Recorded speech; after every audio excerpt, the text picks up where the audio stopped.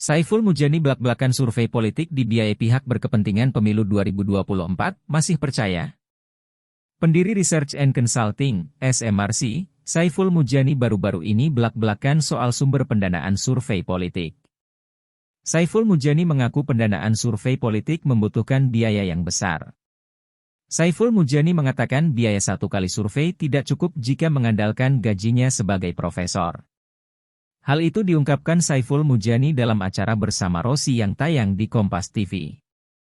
Saya pasti membutuhkan biaya itu pasti tidak datang dari diri saya. Gaji saya sebagai seorang profesor tidak cukup untuk membiayai sendiri survei, kata Saiful Mujani dikutip kilat.com dari YouTube Kompas TV, Minggu 11 Juni 2023. Saiful Mujani mengungkap hal itu berawal dari pertanyaan dari Rossi. Rossi mencecar Saiful Mujani dengan sejumlah pertanyaan, di antaranya mengenai pendanaan survei. Kenapa Saiful Mujani Research and Consulting, SMRC, itu tidak membuka, kami dibiayai oleh capres tertentu, parpol tertentu, oleh lembaga tertentu, katanya. Mengapa sumber pembiayaan itu tidak dibuka saja, lanjutnya. Dalam kesempatan itu, Saiful Mujani mengatakan survei juga berdasar permintaan pasar. Jadi membutuhkan orang, pasar dalam hal ini, siapapun pasar itu, umum, generik. Jadi pasti ada pihak, katanya. Namun, Saiful Mujani enggan membeberkan pihak yang memberi pembiayaan survei. Tapi saya tidak akan buka dan sumber itu pun keberatan kalau dibuka, katanya. Meski tidak memberitahu nama, namun Saiful Mujani memberikan bocoran. Sumbernya secara generik aja saya sebut, ada dari parpol, ada dari calon, ada dari dunia internasional lebih akademik sifatnya, katanya. Selain itu, Saiful Mujani mengaku ada juga pihak yang berkepentingan dalam pemilu 2024 yang memberikan pendanaan survei. Ada juga dari pihak yang berkepentingan dengan 2024, pungkasnya.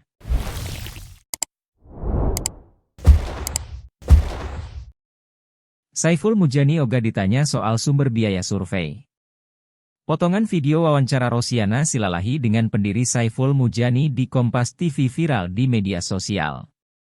Sejumlah netizen pun mengolok-olok pendiri Saiful Mujani Research and Consulting, SMRC, tersebut karena tidak bersedia buka-bukaan siapa yang mendanai kegiatan surveinya.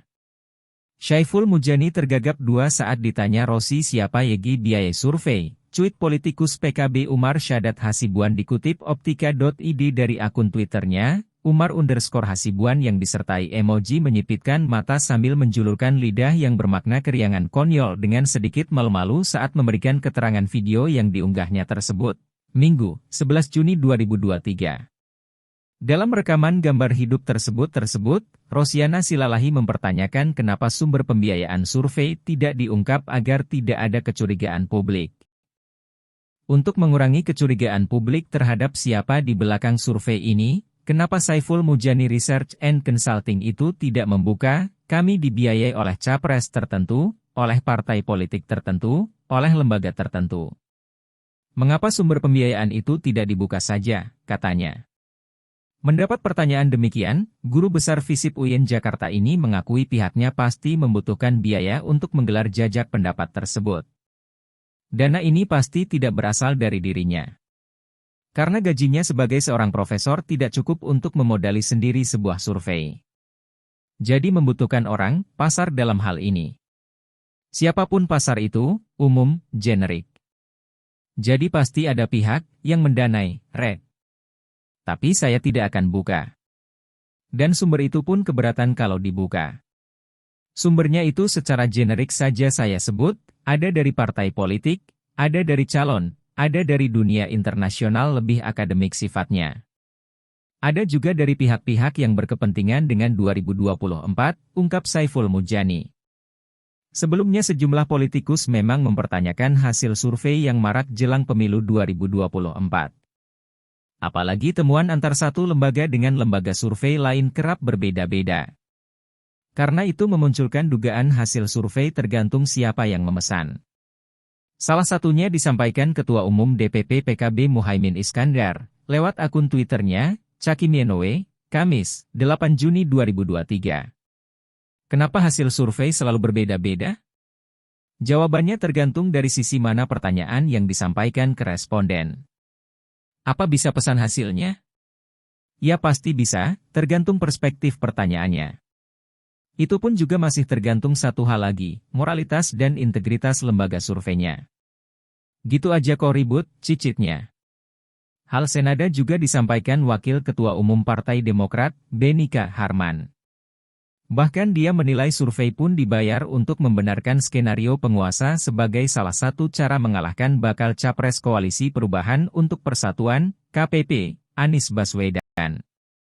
Pengamat dan intelektual juga diberi upah agar memberi komentar YG sejalan dengan kehendak penguasa. Pengusaha dikasih proyek agar dari hasil proyek ada YG disisihkan untuk membayar mereka. Apa reasoning utama kaum intelektual? Saya tanya misalnya, untuk membenarkan pembegalan Partai Demokrat oleh penguasa selain karena mereka mendapat upah untuk itu? Ada YG bisa jawab, tulisnya dengan tagar Rakyat Monitor.